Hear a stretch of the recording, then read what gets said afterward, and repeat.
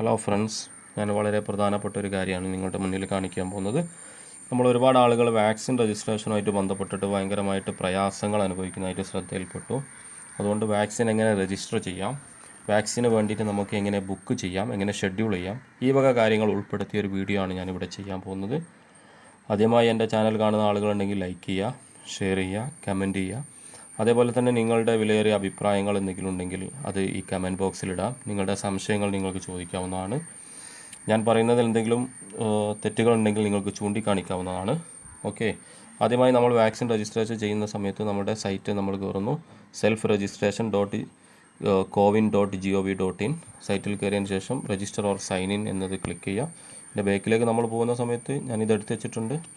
Okay, ആദ്യമായി ചെയ്യുന്ന ആളാണെങ്കിൽ ഇവിടെ ഗൂഗിളിൽ എടുക്കുക, cowin.gov.in സൈറ്റ് നമ്മൾ കയറുന്നു. ഓക്കെ, അവിടെ register or sign in yourself കൊടുക്കുക. അവിടെ നമ്മളുടെ മൊബൈൽ നമ്പർ ടൈപ്പ് ചെയ്യണം. ഏത് നമ്പറാണോ നമ്മൾ ചെയ്യുന്നത് അത് കൊടുക്കണം. ഞാൻ എൻ്റെ നമ്പർ കൊടുത്തു. ഓക്കെ, ആ സമയത്ത് എനിക്കൊരു OTP വരും. നമ്മൾ രജിസ്റ്റർ ചെയ്യുന്ന നമ്പറിലേക്ക് OTP വരും. ആ OTP നമ്മളിവിടെ ടൈപ്പ് ചെയ്ത് കൊടുക്കുന്നു. OTP നമ്മൾ കൊടുത്തതിന് ശേഷം വെരിഫൈ ആൻഡ് പ്രൊസീഡ് കൊടുക്കുക. ആ സമയത്ത് നമ്മളുടെ പ്രൊഫൈലിലേക്ക് പോകും. നമ്മൾ ഓൾറെഡി ചെയ്തു വെച്ചതുണ്ടെങ്കിൽ, അതല്ല നമ്മൾ പുതുതായിട്ടൊന്ന് ചെയ്യുകയാണെങ്കിൽ അവിടെ നമുക്ക് നോക്കാം. നമ്മുടെ ഐ ഡി നമ്മൾ കൊടുക്കണം. 4 കാര്യങ്ങളാണ് നമുക്കിവിടെ പ്രധാനമായിട്ട് വേണ്ടത്. ഒന്ന്, നമ്മുടെ ഒരു ID കാർഡ്, അതേപോലെ ID-യുടെ നമ്പർ, ഏത് തരം ID ആണ്, അതിലുള്ള പേര്, അതേപോലെ തന്നെ നമ്മുടെ ഇയർ ഓഫ് ബർത്ത്, അതാണ് പ്രധാനമായിട്ടും വേണ്ടത്. ഇതിവിടെ സ്വീകരിക്കുന്ന ID-കൾ എന്ന് പറഞ്ഞു കഴിഞ്ഞാൽ ഒന്ന് ആധാർ കാർഡ്, മറ്റൊന്ന് driving licence, PAN card, passbook, pension passbook, അതേപോലെ NPR smart card, voters ID, ഈ വക കാര്യങ്ങളാണ് ചെയ്യുന്നത്. ഇപ്പോൾ ഗൾഫിൽ പോകുന്ന ഒരാളാണെങ്കിൽ അവർക്ക് പാസ്പോർട്ട് വെച്ച് ചെയ്യുന്നതാണ് ഏറ്റവും ഉചിതം. കാരണം അവരുടെ പാസ്പോർട്ട് ആണ് അവരുടെ വെരിഫിക്കേഷനായിട്ട് യാത്രയിലൊക്കെ യൂസ് ചെയ്യുക. ഓക്കെ, അപ്പോൾ നമ്മൾ സാധാരണയായിട്ട് കൂടുതൽ ആളുകളും ചെയ്യുന്നത് ആധാർ കാർഡാണ്. അപ്പോൾ ഞാൻ ആദ്യം പാസ്പോർട്ടിൻ്റെ കാര്യം ഒന്ന് പറയാം. പാസ്പോർട്ട് വെച്ച് നമ്മൾ ചെയ്യുന്ന സമയത്ത് നമ്മൾ photo ID proof passport select ചെയ്യുന്നു. പാസ്പോർട്ടിൻ്റെ നമ്പർ ഇവിടെ കൊടുക്കുന്നു. ചില ആളുകളുടെ ഇത് S വെച്ചിട്ട് സ്റ്റാർട്ട് ചെയ്യാം. ഈ പാസ്പോർട്ട് നമ്പർ നമ്മൾ ടൈപ്പ് ചെയ്ത് കൊടുക്കുന്നു. ഓക്കെ, ഒരു എക്സാമ്പിൾ കാണിച്ചാണ്. അതല്ലെങ്കിൽ T വെച്ചിട്ടായിരിക്കും സ്റ്റാർട്ട് ചെയ്യുന്നത്. നമ്പർ നമ്മൾ ടൈപ്പ് ചെയ്യും.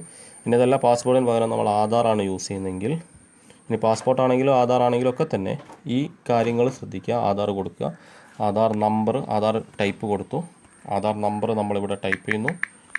ഓക്കെ, 12 നമ്പർ ഉണ്ടാവും. ആധാർ നമ്പർ നമ്മൾ കൊടുക്കുന്നു. അതിന് ശേഷം നമ്മളുടെ പേര് നമ്മൾ കൊടുക്കുന്നു. ആധാറിലുള്ളത് എങ്ങനെയാണോ പേര് അതേപോലെ കൊടുക്കുന്നു. പാസ്പോർട്ടാണെങ്കിൽ പാസ്പോർട്ടിലുള്ള പേര് എങ്ങനെയായിരുന്നു അതേപോലെ കൊടുക്കുന്നു. മെയിൽ ഓർ ഫീമെയിൽ എന്നുള്ളത് സെലക്ട് ചെയ്യുന്നു. ഇയർ ഓഫ് ബർത്ത് കൊടുക്കുന്നു. ഡേറ്റ് ഓഫ് ബർത്ത് അല്ല, ഇയർ ഓഫ് ബർത്ത് ആണ്. 1962 ജനിച്ചതെങ്കിൽ അത് കൊടുക്കുന്നു. ഓക്കെ, അത് നമ്മളെ പാസ്പോർട്ടിലാണെങ്കിൽ പാസ്പോർട്ടിലുണ്ടാവും, ആധാറിലാണെങ്കിൽ ആധാറിലുണ്ടാവും. അതിൻ്റെ ശേഷം നമ്മൾ എന്ത് ചെയ്യുന്നു, ഇവിടെ ആഡ് കൊടുക്കുന്നു. ആഡ് കൊടുക്കുന്ന സമയത്ത് എന്ത് ചെയ്യും, ഇവിടെ ആഡ് ആയിക്കോളും. ഓക്കെ, അതിന് ശേഷം നമ്മുടെ ഫോണിലേക്ക് രജിസ്റ്റർ ചെയ്ത മൊബൈലിലേക്ക് ഇതിൻ്റെ മെസ്സേജ് വരും. SMS ആയിട്ട് വരും, സാധാ മെസ്സേജായിട്ട് നമ്മുടെ ഫോണിലേക്ക് വരും. അതേപോലെ രജിസ്റ്റർ ചെയ്തതിൻ്റെ ID നമ്മൾ ഇങ്ങനെ കാണിക്കുകയും ചെയ്യും. അതിന് ശേഷം നമ്മൾ ചെയ്യേണ്ടതെന്ന് വെച്ചാൽ നമ്മൾ ഷെഡ്യൂൾ ചെയ്യുക എന്നുള്ളതാണ് ഇതിലെ പ്രധാനപ്പെട്ട ഒരു കാര്യം. നമുക്ക് പിൻകോഡ് വെച്ചിട്ട് ഷെഡ്യൂൾ ചെയ്യാം, അതേപോലെ സെർച്ച് ബൈ ഡിസ്ട്രിക്റ്റ് വെച്ചിട്ടും ഷെഡ്യൂൾ ചെയ്യാൻ പറ്റും. പിൻകോഡ് എന്ന് പറയുന്ന സമയത്ത് നമുക്ക് ആ ഒരു പർട്ടിക്കുലർ പിൻകോഡ് മാത്രമേ പറ്റൂ. നല്ലത് സെർച്ച് ബൈ ഡിസ്ട്രിക്റ്റ് ആണ്. അപ്പോൾ നമ്മൾ നോക്കുക, സെർച്ച് ബൈ ഡിസ്ട്രിക്റ്റ് കൊടുക്കുന്ന സമയത്ത് നമ്മൾ കേരള സ്റ്റേറ്റ് സെലക്ട് ചെയ്യുന്നു. ഡിസ്ട്രിക്റ്റ് നമ്മൾ ഏത് ജില്ലയിലാണോ, മലപ്പുറക്കാരാണെങ്കിൽ മലപ്പുറം സെലക്ട് ചെയ്യുന്നു, സെർച്ച് കൊടുക്കുന്നു. ഈ സെർച്ച് കൊടുക്കുന്ന സമയത്ത് ശ്രദ്ധിക്കേണ്ട ഒരു കാര്യം, ഇങ്ങനെ കുറച്ച് കാര്യങ്ങൾ സ്ക്രീനിൽ കാണിക്കും. ഇവിടെ നമ്മൾ ഡേറ്റ് വളരെ പ്രധാനമാണ്. ഈ ഡേറ്റ് കൊടുക്കുന്ന സമയത്ത് ശ്രദ്ധിക്കണം. കാരണം ഇന്ന് നമ്മൾ രജിസ്റ്റർ ചെയ്യുന്നത് അല്ലെങ്കിൽ ഷെഡ്യൂൾ ചെയ്യുന്നത് നാളേക്ക് വാക്സിൻ എടുക്കാൻ വേണ്ടിയിട്ടാണ്. ഓക്കെ, അപ്പോൾ ഇന്നത്തെ ഡേറ്റാണ് ഇവിടെ ഓട്ടോമാറ്റിക്കായിട്ട് കാണിക്കുക. Okay, 6th ഡേറ്റാണ്. അപ്പോൾ എല്ലാ സ്ലോട്ടുകളും 0 ആയിരിക്കും. അപ്പോൾ നമ്മൾ ഡേറ്റ് കൂടി അവിടെ സെലക്ട് ചെയ്തതിന് ശേഷം സെർച്ച് കൊടുക്കണം. ഓക്കെ, അപ്പോൾ മലപ്പുറം ഡിസ്ട്രിക്റ്റിൽ സ്റ്റാർട്ട് ചെയ്തിട്ടില്ല ഇന്ന്. ഓക്കെ, നമുക്ക് കോഴിക്കോട് നോക്കി നോക്കാം. ഞാൻ മനസ്സിലാക്കുന്നത് കോഴിക്കോട് ഇന്ന് സ്റ്റാർട്ട് ചെയ്തിട്ടുണ്ടാവും എന്നാണ്. ഓക്കെ, നമ്മൾ കോഴിക്കോട് സെലക്ട് ചെയ്തു, സെർച്ച് കൊടുത്തു. സെർച്ച് കൊടുക്കുന്ന സമയത്ത് അത് കോഴിക്കോട് ജില്ലയിലാണ്. ഇവിടെയും 0s ആണ് കാണിക്കുന്നത്. പക്ഷേ നമുക്ക് താഴേക്ക് പോയി നോക്കാം. ഇവിടെ 2 സ്ലോട്ട് ഒഴിവുണ്ട്. ഇവിടെ നമ്മൾ കൊടുക്കുന്നു. ഇവിടെ minimum age limit 45 years for this centre പറയുന്നുണ്ട്. കാരണം എനിക്ക് 45 വയസ്സായിട്ടില്ല, അതുകൊണ്ടാണ്. 45 വയസ്സിൽ കൂടുതലുള്ള ആളുകളുടേതാണ് ഇപ്പോൾ കാണിക്കുന്നത്. ഓക്കെ, മറ്റേതെങ്കിലും സെൻറ്റർ ഉണ്ടോ എന്നുള്ളത് ഇങ്ങനെ താഴേക്ക് പോയി നോക്കാം. താഴെ വരെ പോയി നമ്മൾ മറ്റൊന്നും കാണിക്കുന്നില്ല. ഇവിടെ കാണിക്കുന്നുണ്ട്, പുതിയാപ്പയിൽ 2 സ്ലോട്ട് കാണിക്കുന്നുണ്ട്. അതേപോലെ തന്നെ ഇതിൻ്റെ ഏത് വാക്സിനാണ് അവിടെ അവൈലബിൾ ആയിട്ടുള്ളതെന്ന് ഇവിടെ കാണിക്കും. ഗൾഫിലൊക്കെ പോകുന്ന ആളുകളാണെങ്കിൽ കോവിഷീൽഡ് ചെയ്യുന്നതാണ് ഉത്തമം. കോവാക്സിൻ അവൈലബിൾ ആയിട്ടുള്ള സെൻറ്ററുകളും കോവിഷീൽഡ് അവൈലബിൾ ആയിട്ടുള്ള സെൻറ്ററുകളും ഉണ്ട്. വളയത്ത് 59 സ്ലോട്ട് ഇപ്പോൾ ഒഴിവുണ്ട്, ഇവിടെ കാണിക്കുന്നതുണ്ടോ. ഓക്കെ, ആ സമയത്ത് നമ്മൾ ഇതിൽ ഈ കള്ളിയിൽ ഈ കോളത്തിൽ ക്ലിക്ക് ചെയ്താൽ മതി. കോളത്തിൽ ക്ലിക്ക് ചെയ്യുന്ന സമയത്ത് നമ്മൾ ഓട്ടോമാറ്റിക്കായിട്ട് നമ്മൾ പിന്നീട് ടൈം സെലക്ട് ചെയ്യുന്നു. അവിടേക്കും ഞാൻ കാണിച്ചു തരാം. അത് എൻ്റെ ഇതിൽ കാണില്ല, കാരണം എനിക്ക് 45 ഇയേഴ്സ് ആവാത്തതുകൊണ്ടാണ്. അങ്ങനത്തെ ഒരാളുടേത് ഞാൻ വേറെ കാണിച്ചു തരാം. നമ്മളവിടെ ചെയ്യേണ്ടത് എന്താണെന്ന് വെച്ച് കഴിഞ്ഞാൽ സ്ലോട്ട് സെലക്ട് ചെയ്യുന്നു. സ്ലോട്ട് സെലക്ട് ചെയ്തതിന് ശേഷം നമ്മൾ അവിടെ ടൈം കൂടി സെലക്ട് ചെയ്യുന്നു. ടൈം സെലക്ട് ചെയ്ത് കഴിഞ്ഞാൽ പിന്നെ നമുക്ക് എന്ത് ചെയ്യാം, കൺഫേം കൊടുത്തു കഴിഞ്ഞാൽ നമ്മളുടെ കൺഫർമേഷനായി നമുക്ക് അതിൻ്റെ അടിയിൽ നമ്മളുടെ ഡീറ്റെയിൽ കാണിക്കും. അതേപോലെ തന്നെ നമ്മൾ വാക്സിൻ എടുക്കേണ്ട സമയവും കാണിക്കും. ഓക്കെ, അങ്ങനെയാണ് കാണിക്കുക. വാക്സിൻ്റെ സമയവും കാര്യങ്ങളും കാണിച്ചാൽ നമ്മുടെ ഫോണിലേക്ക് SMS വരും. അതേപോലെ തന്നെ നമ്മുടെ അക്കൗണ്ടിലും കാണിക്കും. അപ്പോൾ ഇതിൽ മറ്റൊരു കാര്യം കൂടി ശ്രദ്ധിക്കേണ്ടതെന്ന് വെച്ചാൽ ഇവിടെ നമ്മളിത് ചെയ്യുന്ന സമയത്ത് ഓരോ സമയത്തും നമ്മളിങ്ങനെ സെർച്ച് കൊടുത്തുകൊണ്ടിരിക്കണം. പക്ഷേ ആ സമയത്ത് ഡേറ്റ് ശ്രദ്ധിക്കുക. സെർച്ച് വീണ്ടും വീണ്ടും കൊടുത്തുകൊണ്ടിരിക്കുക. സെർച്ച് കൊടുക്കുക, താഴെ വരെ പോവുക. അപ്പോൾ അതിനിടയ്ക്ക് എവിടെയെങ്കിലും സ്ലോട്ട് ഒഴിവുണ്ടെങ്കിൽ അവിടെ ക്ലിക്ക് ചെയ്യുക. അല്ലാതെ ഒരൊറ്റ തവണ സെർച്ച് കൊടുത്തു കഴിഞ്ഞാൽ ചിലപ്പോൾ ആ സമയത്തുള്ളത് മാത്രമേ കാണിക്കൂ. ആ സമയത്ത് ഒരേ സമയത്ത് വാക്സിൻ അവൈലബിൾ ആയിട്ടുള്ള എല്ലാ സെൻറ്ററുകളും ഇതിൽ കാണിക്കില്ല.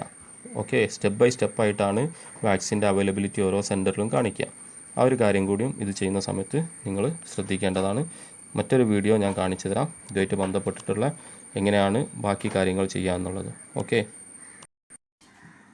നമ്മൾ എങ്ങനെയാണ് ഷെഡ്യൂൾ ചെയ്യുക എന്നുള്ളത് ഞാനൊന്നുകൂടി കാണിക്കാം. ഒരു ഷെഡ്യൂൾ ചെയ്യാൻ പറ്റിയ ഒരാളാണെങ്കിൽ നമ്മളിതാ സെർച്ച് ബൈ ഡിസ്ട്രിക്റ്റ് കൊടുക്കുന്നു.